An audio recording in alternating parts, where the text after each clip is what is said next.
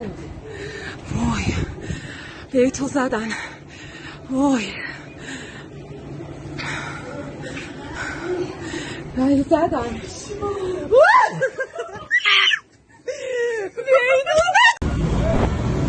شنبه 9 اسفند سمت بیت رهبری.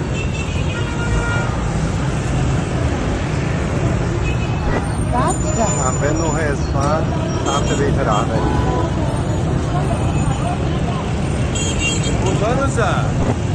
شنبه 9 اسفند سمت بیت رهبری.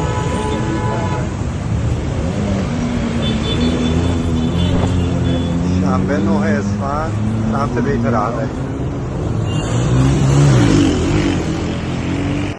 Li Tehranê de tekînin mezin kevîmîn.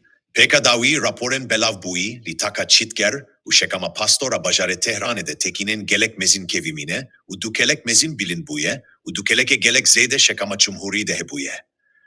Pêka dawî raporan li bajarê Tehranê de Wezareta İttilaat, Wezareta Berevanî, Ajansa Vîzeya Navkî û Devera Navkiya Parçîn bûne armanc.